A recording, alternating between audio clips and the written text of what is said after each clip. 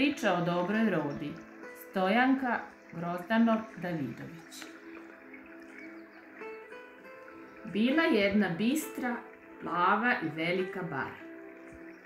Po celoj bari rasla je trska. Samo u sredini nije. Usred bare bilo je plavo vodeno ogledalo, a u gustoj šumi trske imala jedna roda gnezdo. Noću je spavala u gnezdu, a danju je stajala na jednoj nozi usred vodenog ogledala i kljunom šarala po vodi. Svi koji slušaju ovu priču sad će reći: znamo zašto je roda šarala kljunom po vodi. Tražila je žabu da ulovi, ali nije tako. Jer ova priča nije priča o takvoj rodi. Roda o kojoj je ova priča crtala je po vodenom ogledalu. Crtala je najlepše leptire koje postoje na svijetu. Možda je crtala i neke koji pre nisu postojali, ali postali su kad ih je Roda nacrtala. Roda je crtala po vodenom ogledalu po površini vode. Slika se odmah gubila. Naslikan leptir brisao se sa vode brže nego što bi pravi leptir mogao da odleti. A kad Roda nacrta leptira i on nestane, otplovi ili leti, Roda kaže: srećan ti put!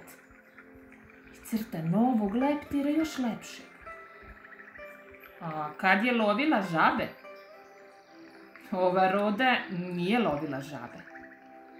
A šta je onda ručala? Ništa nije ručala. Od ranog jutra pa sve dok dan beli postoji, Roda je crtala leptire. A uveče, kad potamni dan, potamni i vodeno ogledalo. Tada Roda nije mogla da crta. Mogla je da lovi žabe, ali žabe noću se sakriju. Ne možeš ih uloviti. Zato je Roda večerala ono što ima. Malo vodene trave i po neki trskin list. Bila je srećna i zadovoljna u svom gnezdu, misleći na nov dan i leptire koje će crtati. Volela je Roda kad pored nje proleti neki odistinski leptir. O, zadivljeno je gledala za njim i šaputala: veliki svet je lep, zato što na njemu ima malih leptira.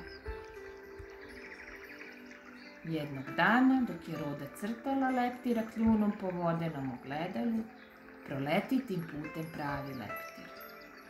Roda je šapnula za njim: kako je svet lep! Ali i žaba je videla leptira. I žaba je gledala za njim. Ali žaba je skočila i leptira uhvatila. Drži žaba leptira za oba krila, a Roda viče: pusti leptira! Ali žaba nije htela. Spremala se da ga proguta, a Roda u 2 skoka dohvati žabu. Sad je žaba bila u Rodinom kljunu, uklještena kao orah u krckalici. Samo joj je virila glava i još je uvijek držala leptira za oba krila. Žaba je htela da moli Rodu da je pusti, ali nije mogla da govori jer bi joj leptir odleteo. I Roda je htela da kaže žabi da pusti leptira, ali nije mogla da govori jer bi joj žaba pobegla.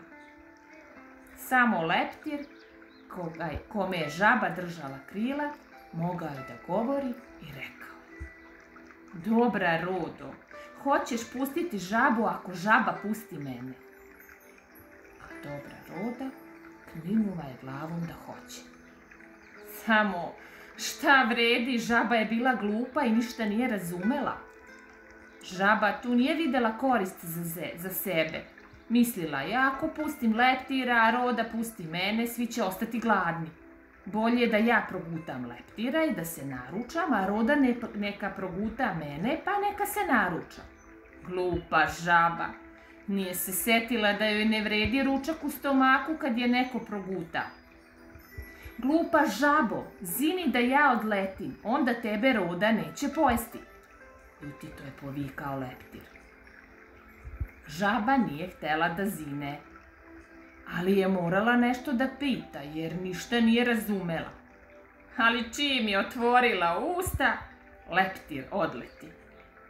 A dobra roda pusti žabu i zaprijeti joj svojim crvenim kljunom da drugi put leptire ne dira. Ali ko bi znao da nam kaže da li je žaba to razumela? Mi znamo da je pobegla, a gde? To ne znamo. Možda da pita nekoga ono što ne zna, a možda da priča žabama da postoji roda koja ne lovi žabe i da ih pozove da gledaju tu rodu, onako izdaleka, za svaki slučaj.